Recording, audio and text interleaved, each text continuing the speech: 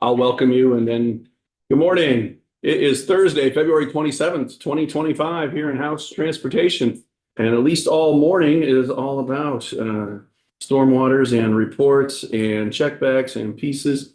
And part of our effort, especially being pushed by the speaker to make sure we go back and look at the last few T-bills and requirements on the agency and have them report back what they've been up to. So good morning and welcome, Chad, to the first time to the committee. And it is all yours and we'll hand it over to you. It's good to be here. Thanks for having me. I'm Chad McGann. Oh, sorry, for the record, I'm Chad McGann with the DEC Municipal Roads Program. The Municipal Roads Program, also known as MRGP. It comes from the Municipal Roads General Permit, which is a result of the Clean Water Act.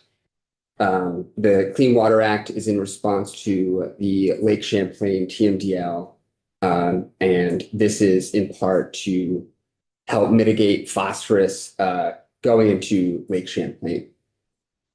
The core of the Municipal Roads Program is mitigation of stormwater on different elements of transportation. That includes open drainage roads, which are gravel roads, but also closed drainage networks that are closer to our towns centers and the outlets in which stormwater flows out of. The biggest factor for phosphorus from municipal roads comes from what is referred to in the permit as open drainage roads. These are our beloved gravel roads throughout the state of Vermont. And these images are a result of the 2023 and 2024 flood events. This is often due to undersized culverts or misplaced culverts or lack of drainage infrastructure. So the MRGP standards are the core of the permit. There are four primary road drainage elements. There is a sharp crown, removal of greater berm, some kind of drainage ditch, and culverts or turnouts. And this is the stormwater infrastructure of open drainage roads. That's the question. Please, Representative McCoy. Our town has a brook down from. And we had, so the brook is open on one side of the town office, and instead of riprapping, is that riprap? Yes, yes. They planted plants, so your preference or either one, both good, one That's not quite as good? That's a good point. Depending on a core to the standards is road slope. So between 0 and 5% slope, the standard calls for grass, vegetation. And then between 5 and 8% slope, you have an option between vegetation or riprap, stone. You can get away from doing stone if you have adequate turnouts and cross culverts, which help to alleviate the pressure of stormwater going through the ditches. And then above 8% slope, it is stone line ditching. Stone. Stone line ditching or riprap. Or the specifics of that as a result of the permit and other things, it is a maintenance concern pulling so much stone to put into these ditches. And so I encourage towns to err on the side of using vegetation and ample turnouts and cross culverts to deal with that stormwater issue, because the steeper the road, the higher the maintenance pressure on that road will be. Thank you. So these are the core of the MRGP principles. They are largely preventative in nature, meaning that with the installation of these practices, you can help mitigate erosion and washouts that are due to these big storm events that we've been facing. The permit has 4 main requirements. There's the annual fees and annual reports, but the 2 that I'll be focusing on today are the road erosion inventory and the standards implementation. So the standards implementation is implementing those standards that we talked about: crown, removable berm, drainage ditches, and the road erosion inventory is the way in which we document the quality of those elements on the road, on our town's road network. So for compliance, we have an implementation schedule that is 7.5 non-compliance segments per year. And then also with a 20% improvement of very high priority segments. This is based on the baseline road erosion inventory. Now, the road erosion inventory is a Esri platform, Survey 123 app that towns and RPCs, they go out and they document the conditions of their roads. And it asks several questions. And so for the first cycle, we're in the second cycle of the permit now. For the first cycle, it was focused on whether or not primarily a practice was there. These drainage elements were present. Now, in the second cycle, the questions are more geared to whether or not erosion is there, with erosion as an indicator of a drainage issue. So these dots that you see here are the documentation of implementation throughout the state from towns. So the road erosion inventory has several options where you can decide whether it is a reassessment for the second cycle, whether it is documentation of work completed, which is what this is, and you can also document storm damage.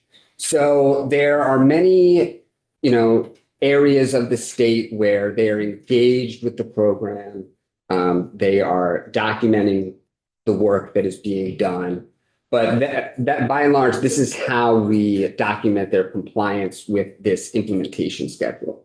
Representative Pouch? Yeah, thanks for this. Maybe if you could, just for me, and maybe others, just step back 1 second. So why do the towns do this? Are they required to do it? Is it to get funding?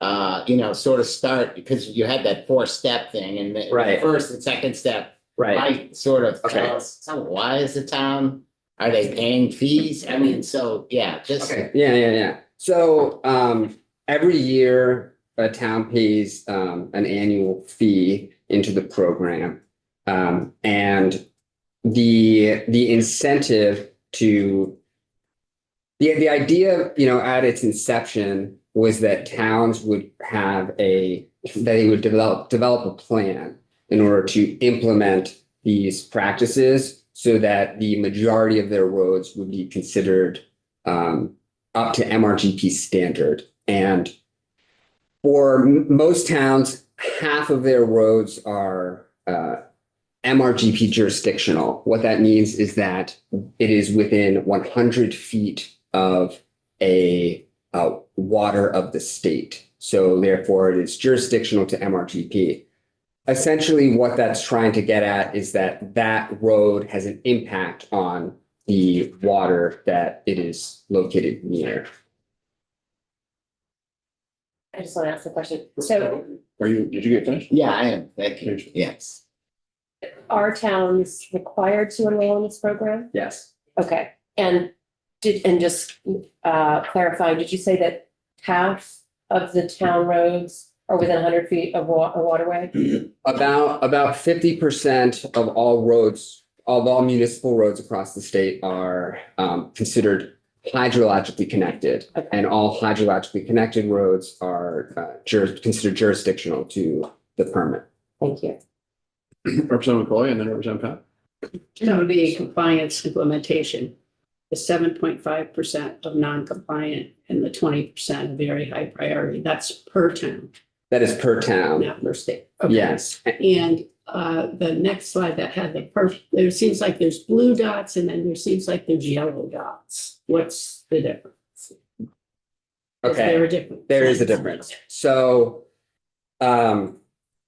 I touched on this before, but the initial road erosion inventory occurred between 2018 and 2023. Largely, the RPCs helped to assist towns in getting those done. And the initial road erosion inventory dealt with, the questions were different. So it looked at whether or not a practice was there. And now the road erosion inventory, the questions have been shifted to look more at whether or not erosion is there as an indicator of a drainage issue. But there are also feasibility exemptions that are now given to MRGP road segments where, say that you have, a wetland or utility lines or large historic oak trees that would be a hazard to remove or, of importance to the town. They can have a feasibility exemption to those segments. Okay. And so that is what this map is. This is detailing the road erosion inventory reassessments in the second cycle of the permit, with the goal being that October 31st, 2027, all road erosion inventory reassessments will be completed. Okay. So I know that prior to 2018, I'm going to say maybe 2012 to 2014, I live in the town of Polley, and we did an assessment of all, or try to find every culvert in the town of Polley. So I don't know if they got a grant from this. I'm assuming we got a grant from the state. Because we're the town manager, we just got grants galore. So we mapped all of that way back. So, I see we have one little dot that looks like it's red and yellow and blue, whatever. So that could have been either, There's Lake St. Catherine that's right away. So that's, right. okay, That could have been the initial road erosion inventory, Okay. or that could have been assisting with the VT culverts okay, data set, which is administered by VAPTA. okay.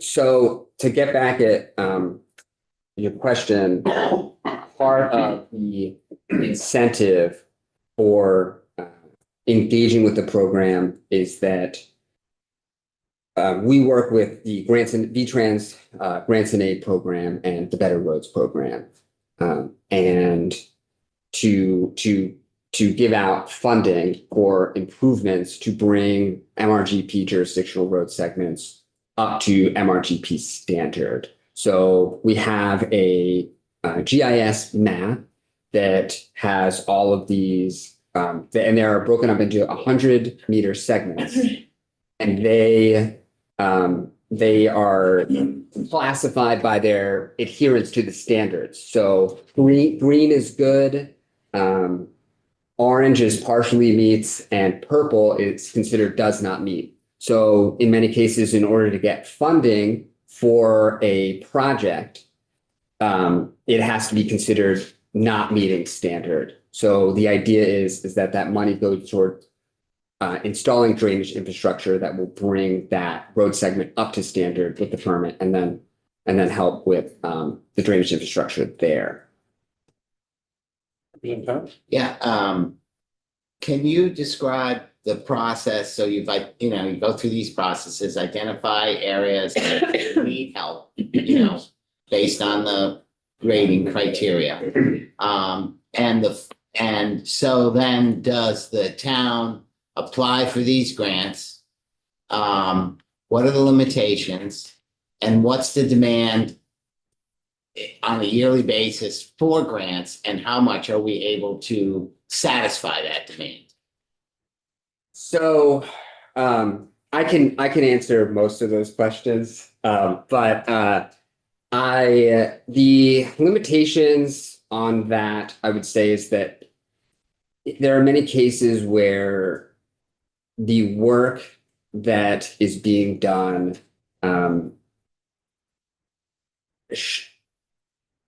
sorry, tough question, but so essentially, many towns would like to get the funds and do work on segments that might not be hydrologically connected. And the issue there is that it's clean water money. That money is meant to go towards segments that are hydrologically connected and have a water quality impact.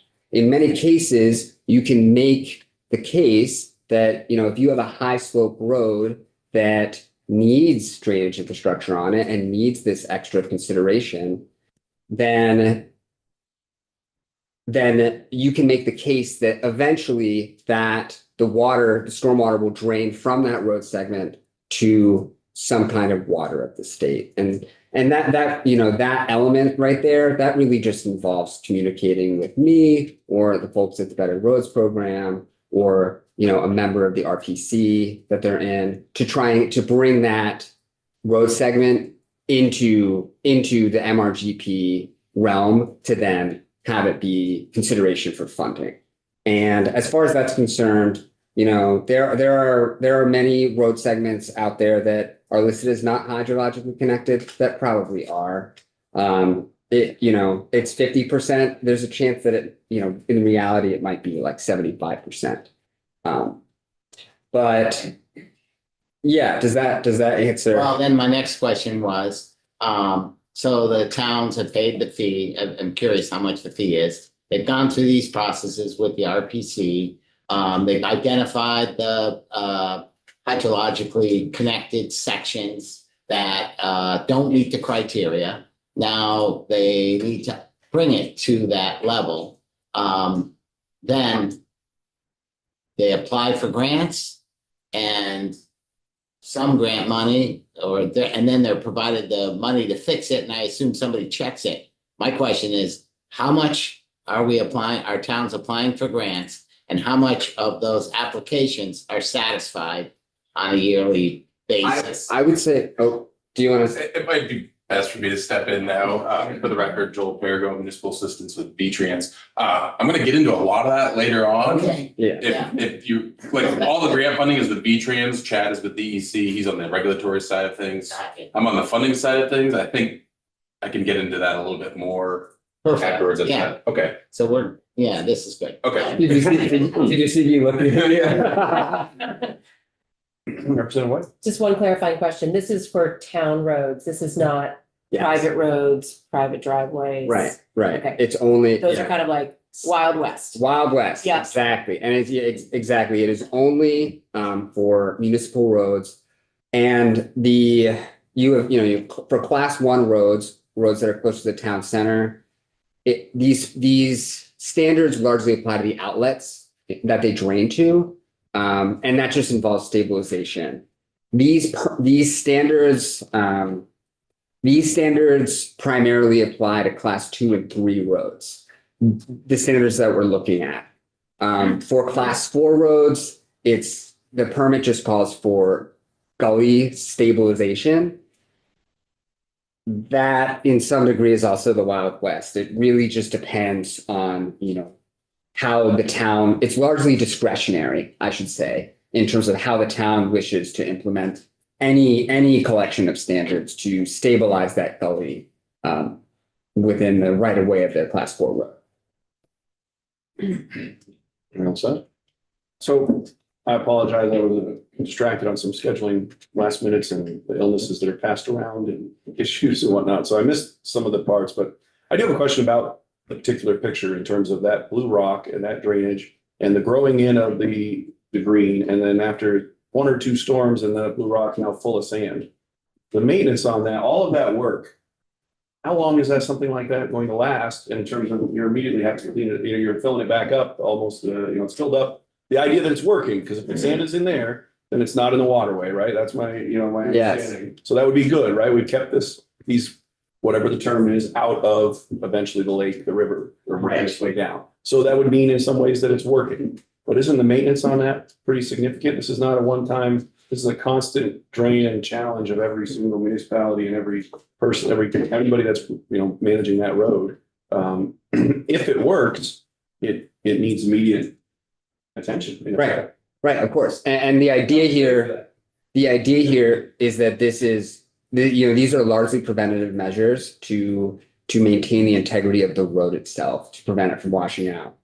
And you're completely right that there have been these maintenance concerns that have popped up about having to deal with, sediment from, 2023 and 2024, the sediment that's going into these ditches, filling it up, and then it turns into a maintenance nightmare of having to pull out all the stone, clean it, and then reestablish.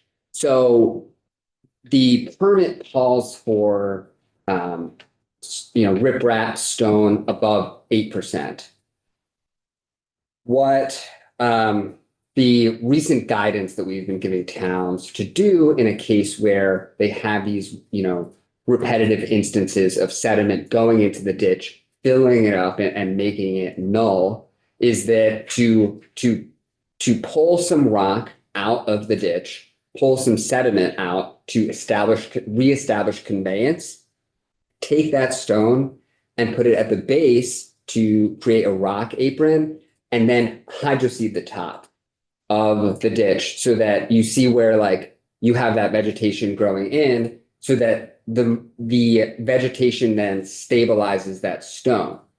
The issue with that is that when you are doing a road erosion inventory assessment, that it might call for, okay, above 8% slope, this needs to be stone. And if you're doing the assessment, you might see, oh, that's only vegetation up on the top layer. You might not see that there's stone below. So we've changed the language on the road erosion inventory reassessment to account for that fact that, as we're making progress towards these drainage infrastructure on open drainage roads, that in many cases, you'll probably have, grass-lined ditches with stone underneath to stabilize that.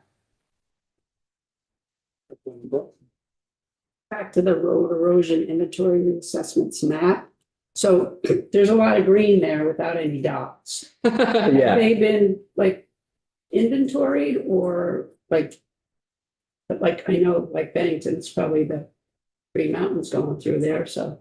So Inventory that, but- we are in the, by and large, this work that you're seeing on this map, this ideally documentation of work of implementation is meant to come from the towns. This is meant to come from the towns, working on their implementation. And there in the past, there has been emphasis on, the foreman engaging with the program.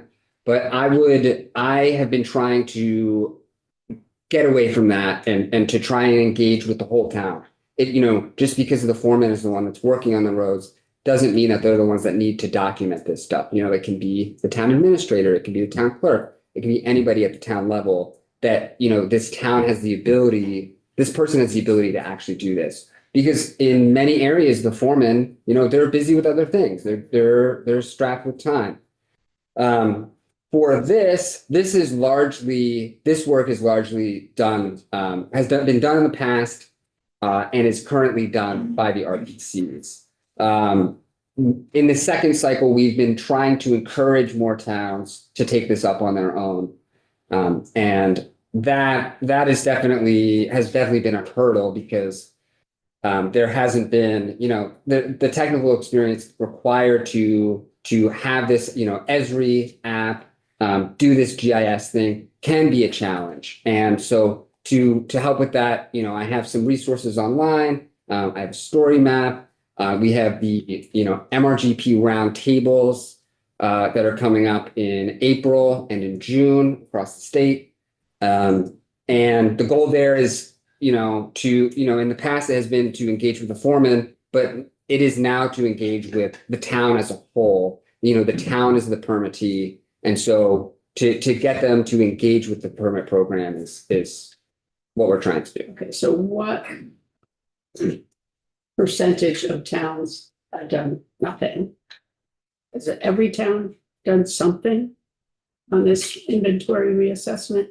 They just don't have a dot because they don't have. I would say that for the inventory reassessment, I would say that this is a better reflection Okay. of towns that are engaging with the permit program. Okay, and those that don't have a dot have not engaged with this program. They either are behind on documenting their implementation. Okay, Whether it's, they have taken it up on themselves to do it, or they are trying to have their RPC do it.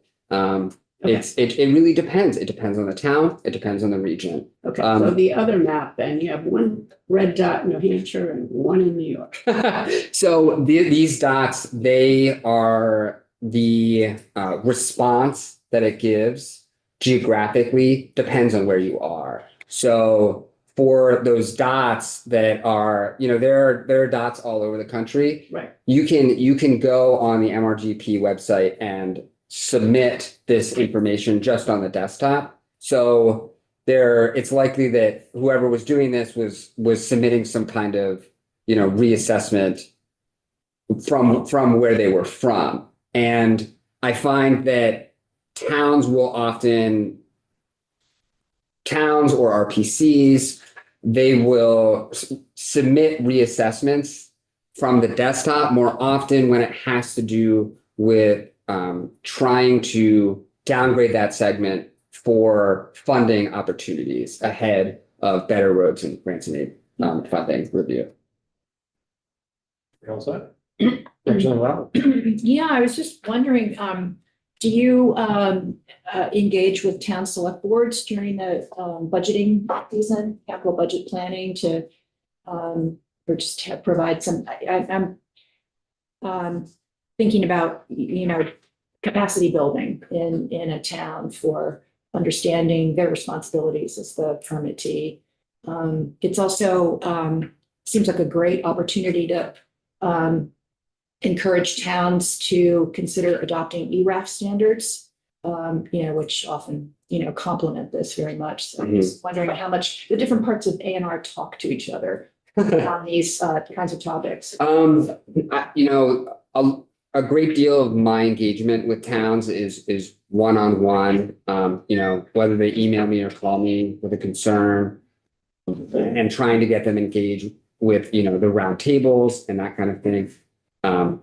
Definitely open to, engagement on what you're talking about though. Morty, we're hitting up against our time. I think that's all I have. I did want to just touch on the idea at its inception, getting back to a question that you had, was that this was 2018. This was before the flood events of 23 and 24. The idea would be that these MRGP standards would be implemented on roads, and that the presence of a practice on that road would bring that segment from purple, if it needed it, to green. And that, this permit program runs in these 5-year cycles. And eventually the idea being that in 2036, all roads will meet MRGP standard. That is generally what this program is working towards. Obviously, there are some caveats to that, especially in light of the flood events that we've been up against. These gravel roads, they are alive, and What's that? That was for effect. Get your attention. That's the time limit. these gravel roads, they are dynamic and they are always changing. And so, towns might have some kind of practice installation, and then 5, 10 years down the line, they might want to, get funding to reinstall the ditch or clean out the culvert or upsize the culvert. And so it's a dynamic program, more than anything else. And so, yeah, I just wanted to touch on that. And our regulations and implementations reflect that, because what I hear plenty of times is we're not sure if that's going to work or not, and we may or may not have to try something else. I hear that out and about all this bluestone that's been laid down, about all these ditches. They're not sure if it will or will not work, but we've got to try something. And what you're talking about is the flexibility of going back to look and see whether it did or did not have the impact. If the road is dynamic and it's changing, the solution may or may not have worked. And that is a hearing that I hear regularly, is that all of that work may or may not be the answer to erosion and to clean water. But when I hear you say that there's flexibility in continuing to relook at it as the road is dynamic, that does at least give me some hope and based to that feedback that I hear on a regular basis. Yeah, and to touch on that word that you're using, flexibility, is that is key, I feel, for this program moving forward. That towns, they have this implementation schedule, but if a town gets hit by a storm event, they can't be faulted for that. That's outside of their control. And so, as far as I'm concerned, compliance with the program, it just simply means that whether or not they're willing to engage with the program, and they're documenting their upgrades, they're documenting their storm damage, and then they get funding for the upgrades. That is what this program is about. It is dynamic, it is flexible, and it's really meant to help with these things. Do these things work? Yes. With a sharp crown and with stable ditching, these preventative measures help to mitigate these drainage concerns and these erosion instances. And that's the biggest thing, in my mind. You have a lot of this does have to do with paved roads. And if I would tell you, okay, the greatest thing that we could do across the state is pave all these gravel roads to prevent these erosion instances, great. But that's not, the case that many towns are able to do with the resources that they have. So in place of that, we have this drainage infrastructure to help with that. And I think that these this is the main priority of the program, is it's MRGP, but you could also call it the gravel roads program, because that's really what it's geared towards helping with, is dealing with this phosphorus production from these high slope gravel roads. Okay, real quick. Yeah, it's quick. I appreciate the sort of focus here, clean water, and really looking at phosphorus, which we know comes from the soils that get exposed and eroded. Just point out our town of Heinsberg spent $15 million upgrading our wastewater treatment plant for phosphorus, but all the wastewater treatment plants that feed into the Lake Champlain Basin account for less than 5% of the phosphorus. And so there's huge expenses to try to improve phosphorus, and I'm not against that.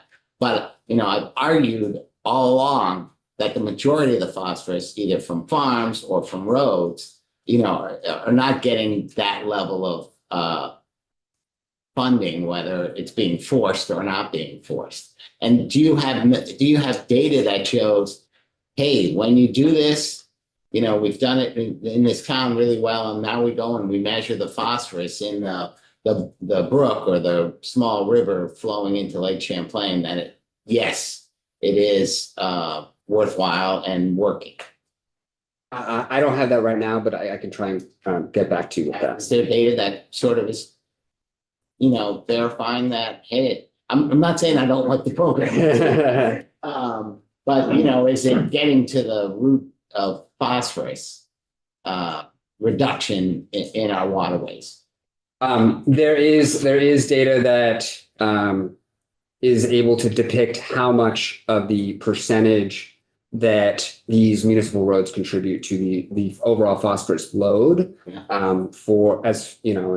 And there are people in my department that know more about that than I do. I admit that. But based on what I know, for, you have wastewater, from my understanding, wastewater, it contributes to phosphorus, but maybe less so than agriculture. And you have this developed lands, which, municipal roads is in, contributing, around 18% is a number that I've heard. And with the municipal roads program, engaged with a vast percentage of that number, just because it's so widespread. It's all municipal roads throughout the state. But for instances of where, towns have implemented these upgrades and there's been a change in the phosphorus levels, I don't have that information on me right now, but I can try and get back to you with that. Okay, thanks, yeah. Chad, thank you very much for coming in today. Obviously, there's a lot of interest in what you're up to. Yeah. Probably should have scheduled a little more time the next time. I appreciate that very much. Thank you for having me, everybody. We'll transition on to our next witnesses. Thank you very much. So still talking stormwater programs, and now from the Agency of Transportation viewpoint, I guess, so the next step, please. So please, I'm not sure who's taking the seat, whether it's Jennifer or Tyler. We're Either way, actually gonna we're- do a little back and forth or. Perfect. We have a second break. We had some scheduling issues with illnesses and changes and openings. So when we take our break later today, we're going to come back at 11:30, and from 11:30 to 12, we're going to at least run through the bills that are on the wall and talk about ones we may or may not want to have more interest in. We'll have them all come in and present at some point, but today, as committee discussion from 11:30 to 12, we're going to at least become aware of what they are and see any particular interest from members to pursue any of them any further than any other ones. But that's on a very high level of what's up there and where we're going to go. And this, go ahead, I'm sorry, Representative Thomas. So we're breaking 11 to 11:30 We're gonna or? break from 11 to 11:30, and then we're going to come back from 11:30 to Okay, quarter. I know people have meetings at 12, we'll be a little before 12, and we'll go through that. It's not on the agenda, but there's been agenda changes, and there'll be agenda change for tomorrow due to some of the illnesses that are passing around, and I'll get you more on that if they're all set to go. But we will take break from 11 to 11:30. We'll be in back up from 11:30 to 11:50. Yeah, and then you can take off for your 12. I don't know what's up there, but we're gonna find out. Are we all set to go? we're all set. All right, well, we'll continue on with this morning and welcome.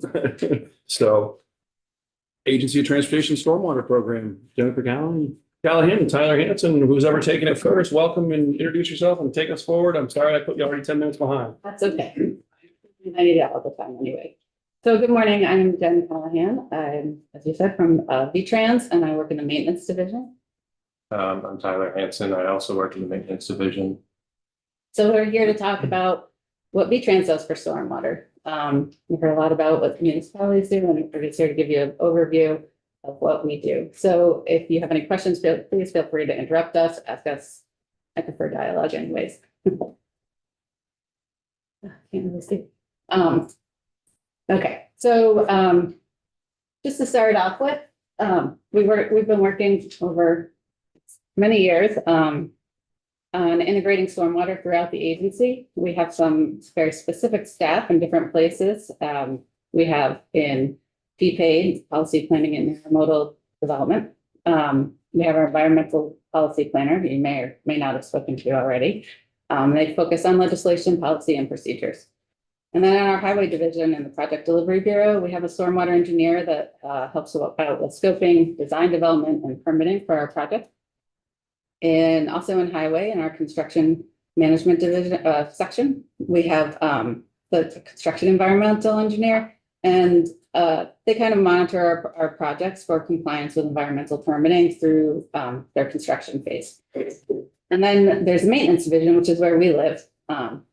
I'll let Tyler talk about our group there. We have 2 employees in the maintenance section that focus on stormwater regulations for maintenance.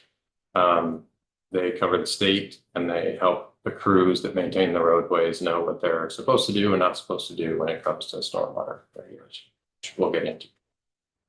And those are just kind of like this. That's not on, I'm sorry, that's on your own properties and pieces or on projects, or it's different, construction management is different than on on your own properties and? Yeah, so V-Trans own roadways and properties, so airports, gravel pits, garages. Typically in the maintenance division, we kind of take it over once the project's constructed. I think if that's what you're That's what I'm getting at. You're getting at. You're talking about your store, your salt sheds, all your garages, all your infrastructure in the maintenance division. Yeah, and we really focus on our stormwater BMP. So when there's a project that is being built, like a capital project, if they create, and we'll get into this more, but if they create a certain trigger needing a permit, then stormwater BMPs need to be built, and then those that kind of live forever. That permit lives forever, and that's where we take that on. And we as an agency need to maintain those, make sure that they're in compliance and that they're working as designed. So these are very specific stormwater staff people, but we have numerous positions, as you're saying, the maintenance workers, our project managers and design, who all support doing stormwater throughout the agency. So you're probably all familiar with Act 64, Vermont's Clean Water Act. That was in large part response to the Lake Champlain PMDL. And part of the phase 1 implementation plan, ANR issued the transportation separate storm sewer system, the TS4 is what we refer to it, you may have heard of it, to us specifically. So what that is, it's kind of an umbrella permit. It takes all of our stormwater regulations and puts it under one permit.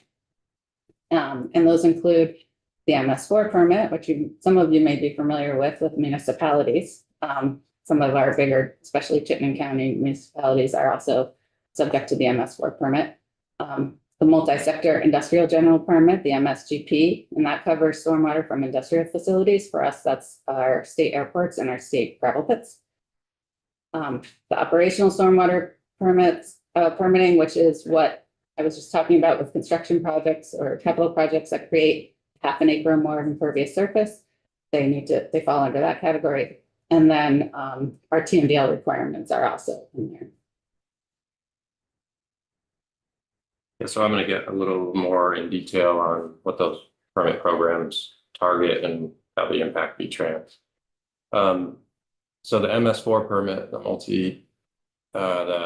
municipal separate storm sewer system, this mainly covers Chittenden County, some of Rutland, and St. Albans.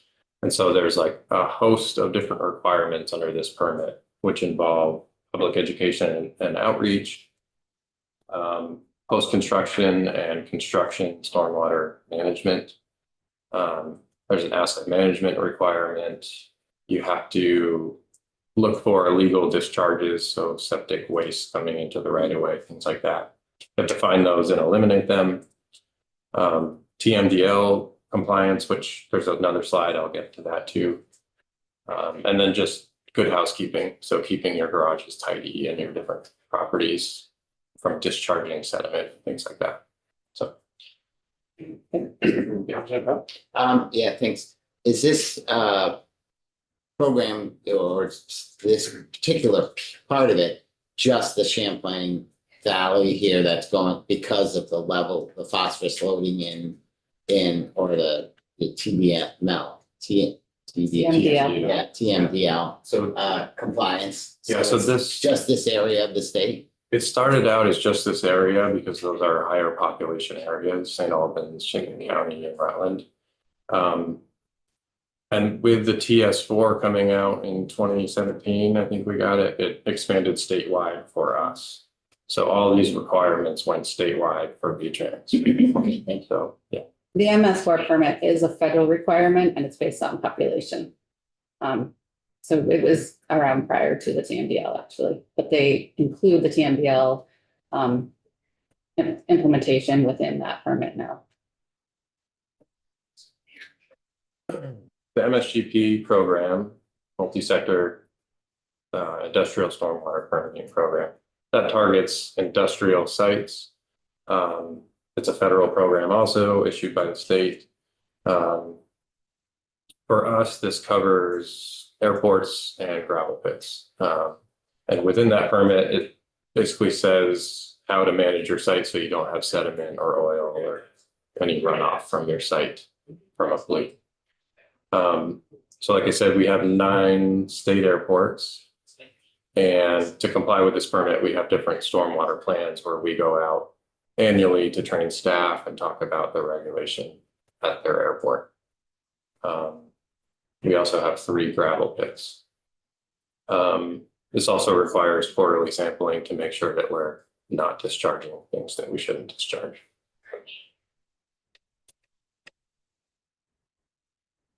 The post-construction operational stormwater discharge permit, Jen had mentioned this. This is where construction projects that expand impervious or create half an acre of new impervious have to get a post-construction stormwater permit.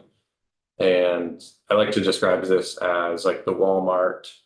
Before it was there, it was just a farm field, and then a Walmart comes in and there's a 30-acre parking lot. That water used to go in the ground and infiltrate, and now it hits the pavement and rushes right to the stream. So this permit is targeted towards controlling that water so it doesn't just rush to the stream. So for us, this might be a new park and ride. It might be facility expansion, road realignment, things like that. And what we do to treat the water is we build a lot of different types of stormwater practices, but typically like retention practices, like a pond that you might see near a Walmart parking lot, or and we don't regulate the Walmart parking lot projects, but things like that are located near like park and rides, things like that.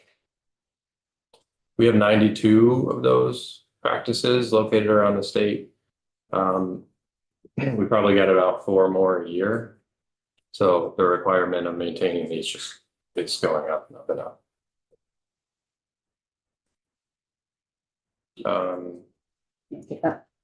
I can introduce it and we can talk more about it. So the TMDLs are total maximum daily load. This is where there's an impaired water body. So in this case, we're talking about Lake Champlain and Lake Memphremagog. You can see Memphremagog is kind of that tiny piece up top, and then Lake Champlain is almost half the state. And we are creating plans to address this issue. We're going to reduce our load to the lake, which Jen is going to talk more about here. Yes. So we have our 2 main focuses on TMDL. There's many impairments in out there. Our main focuses are stormwater and phosphorus. So our flow restoration plans we developed in response to the stormwater impaired waters. Actually, go to the next slide. Those watersheds are, Chittenden County again, mostly, and then St. Albans and Rutland, and Allenbrook, Bartlett, Centennial, Indian, Moon, Monroe, Potash, Rudd, Stevens, Sunderland Brooks are all the watersheds of stormwater impaired that we're into. So what we had to do is we worked with the other MS4s to develop watershed plans. They're essentially, what BMPs do we need to build into the watersheds in order to address this TMDL? Thanks. Representative Clark? The previous slide, you had like lines drawn, so I know like Pulteney is in the Lake Champlain watershed, which is pretty far south. So what are those lines? Yeah, Delineations I of don't- the watersheds? Or- I don't have those in here. I wonder if were they on that? Well, that's You can okay. you can see them, those watersheds, the pinks and purples Yeah. and the reds up there are the stormwater impaired watersheds. Okay. As I said, But let's focus the really other on lines on the other, what are those delineate? that's the Lake Champlain phosphorus. Okay. I think It's everybody. Right, is correct. other watershed. Yeah. Like Lake Memphremagog. Lake Memphremagog. It's just up top, and then what's the other one? That is. You feel? Oh, the Connecticut River, there's a nitrogen TMDL there. Yes, you do. Representative Wells? Yeah, with Magog up in my region there, 6 miles of it is in the US, 30 miles is in Canada. Does Canada work with Vermont on phosphorus and et cetera, or they have their own program? How does that work when you're on the border like that? Question, I'm not sure specifically about that TMDL. With the Lake Champlain TMDL, we do work with Canada on that, because that's also part of it. I'm not as familiar with the Lake Champlain TMDL, if that's an international TMDL like the Lake Champlain is, or as the Lake Champlain one has Vermont, New York, and Canada. Right. Or if the Lake Memphremagog was specific to just us. I can look into that. I think that would be a question for ANR. We focus on our infrastructure within the watershed. But I could see if I could find that out. Thank you. But I have a question on that. Is it fed through Canada or is it fed to the United States? It's fed through Canada. So it's flows south? Yeah. Okay. So that might make it different. Yeah. Or it's flowing north. The book about it. Well, then we're getting theirs, right? Yeah, well, if it's flowing south, we are. Yes. That's the issue. If they're not, Yeah. that's a good question. Whether they are. Okay, so for the flow restoration plans, they started prior to the Lake Champlain TMDL. So we've already completed projects in Allen, Rugg, and Stevens Brooks. We're working on final design for some projects in Potash, Centennial, and Indian Brooks. We're expecting those to go out for advertisement very soon. And all of these watershed plans need to be implemented by 2032. Then our phosphorus, question? When you mentioned earlier about the 92 plus headed to 100 at the result of the construction site, or et cetera, is the pictures on the left an example of something that you're saying you're going back to make sure that those are working still, or checking, like, is that what when you're saying that you have 92 places plus growing every 4 years of ongoing permits? I'm not sure I understand exactly what that means, but when I see those on the left, is that the idea that somebody's going back to make sure that that creation is actually working? Yeah.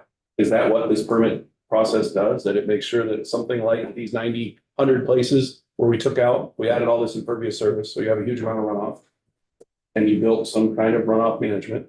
Is that the idea, that you're going back to make sure these runoff managements are working? Yes, that's what we're doing. Yep, we inspect them annually and we report to ANR what we find, and if there's any maintenance that's needed, we get that done.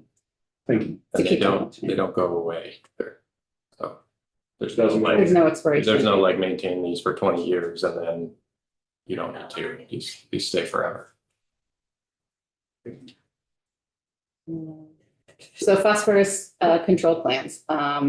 So the big one for us is Lake Champlain. Obviously, it's half of the state roughly. Back in April, we created and submitted a generalized statewide phosphorus control plan, which was really it was kind of a GIS and desktop exercise to say, hey, can we even really implement this? What does this look like? What is it going to look like in each of the lake segments? And then we needed to create four-year implementation plans, which specifically lay out the details of what we're going to build. And each of those plans have to implement 25% of our total target. So we submitted one in 2020, we submitted another one in 2024. And then we'll have two more in 28 and 32 to develop and implement. These all have to be implemented by 2036.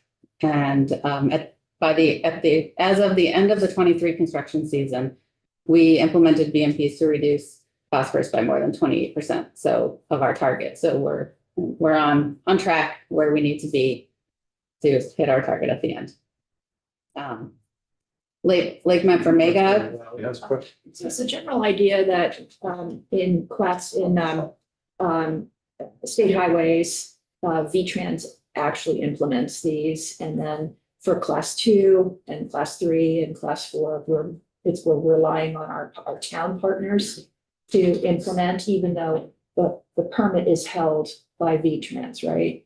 And then compliance, or you have to comply with ANR, which I guess holds the permit, right? Is that sort of generally how it works? Well, they issue a general permit, which is the TS4. It so happens that we are the only applicants to the TS4 permit because it's specific to our infrastructure. So it applies to everything that all state-owned facilities and roads. Okay. So towns, if they're an MS4, they would comply with the MS4 permit. If And in addition, those towns plus all the other towns would comply with the MRGP permit that, spoke to, I think he spoke, just spoke about prior to us. Thank you. Right, so the Lake Memphremagog, we are currently in development. We're finalizing that phosphorus control plan now. It's due to the Agency of Natural Resources on April 1st. And we need to implement that by 2037. So this is just a really rough estimate of costs throughout the agency that we think are put towards clean water investments. It's a rough estimate because it's really hard to get a good number because it's built into capital projects, it's built into maintenance, it's built into planning and permitting and all different aspects of the agency. So we've done our best. That's kind of what it looks like, and that includes state and federal programs. This, I don't expect you to be able to see. I just wanted to point out, I submitted this as part of our testimony. It's just a fact sheet that we create every year, and it lays out a lot of what we've talked about. It gets into a little more detail if you'd like to look at that. I did submit that with our testimony. And then these are just, we work with collaboration with a lot of partners. We work with DEC really closely, EPA, the Lake Champlain Basin Program, where to sit on the committees there. We work closely with the regional planning commissions, and then other watershed groups. We meet on a regular basis with our counterparts and other New England DOTs just to talk about, how are you doing things? They have a lot of similar requirements, just information. And then we've done some research with the University of Vermont. So, we try and work with a lot of different folks to, be as efficient as possible and as do this as well as we can. That's what we had. So the months-long project along 89 north through St. Albans is part of what this was about? That was the phosphorus control plan, so practices to capture phosphorus. Been here for quite a long time, from one end to the other. At the intersection, is it 19? Around 19? Yeah. Up to 18 to 19, yes. Representative Burke? Yeah, I was just gonna say, it's interesting how, I remember in the Wyndham Municipal Roads Stream permit came in, but was really doing connection with the Clean Water Act. But now these are also practices that are good for resilience. Yes, yeah, there are a lot of co-benefits, and what I didn't talk about too, the phosphorus control plan. We're not just looking at our typical stormwater BMPs, we're looking similar to the municipal roads general permit at our drainage, which is really helpful for resilience. There's a lot of resiliency co-benefits there. So helpful in a lot of reasons. Representative Casey Hubbard. How does phosphorus come from the road? It's a good question. So some of it is just, it gets collected on the road, but some of it's also the runoff, then it's not the runoff, as we were saying, it used to just sink into the ground there. Now it's running off, going into the ground. There's a lot more of capacity of water, it causes a lot of erosion. And so a lot of it is also just slowing that down and not. Well, I understand that, but where does the phosphorus come from? I have a lawn, I don't use fertilizer. I have a garden, I don't use fertilizer. I just, a few years ago, there was a algae bloom that was on Chittenden Dam, and there's nothing around it. It's just, I was always wondering, because I asked at one of our select board meetings to some people that were coming down to talk to us about phosphorus and stormwater. This was a while back, but they I never got an answer on that. Chittenden Dam's out in the middle of nowhere, and there's no farms around it. There's some water running into it with nothing behind it but green mountains. I just never got that answer. I don't know, not that you guys are gonna be able to do it, but but mainly on the roads, I'd like to know where that phosphorus comes from. I think, it comes from leaves too. I mean, when the leaves come off the trees and they deteriorate, they turn into the phosphorus from there. So you don't even need impervious surfaces. There's a lot of different places phosphorus come from. I do think that's probably a better question for the scientists at ANR, than us. But, you know, there's all sorts of dirt on the road. It's phosphorus finds the dirt and Well, That's a lot of our focus is how do we remove the sediment? So, because phosphorus will bind to the sediment and then travel downstream. So how can we remove our sediment load? It's our focus. so Yeah. cut all the leaves off my trees this year.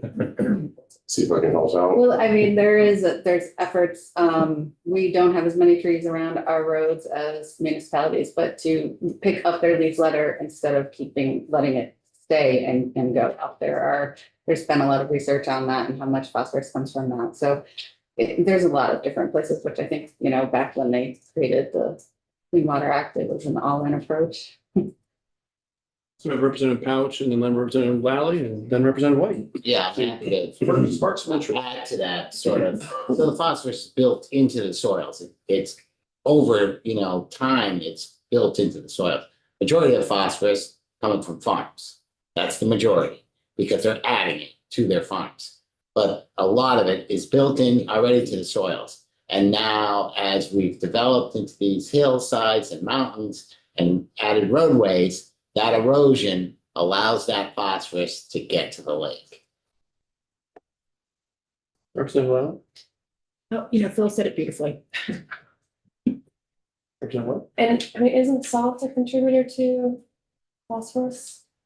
I mean, salt used on the roadways. I mean, salt is certainly a concern. It affects the aquatic biota. You know, as you know, there's legislation out there this year on that. I don't know. I am not familiar with how it reacts with phosphorus. I'm not sure. Yeah. But I would imagine But that it's any also- of these mitigation efforts are also mitigating salt going into the waterways. You know, salt is hard. Salt is really more about using less. There aren't, it gets into the water and it's hard to get it out. So stormwater BMPs are not actually great for salt. It's really more about source control. And what, you know, using what you need when you need and not anymore. Yeah. Anybody else? Okay. Well, thank you very much. Appreciate you coming in. We will, Yes, I made a note. I'm gonna check in. Okay, great. And I think we can just, yes, it's the. Yes, right. It's really.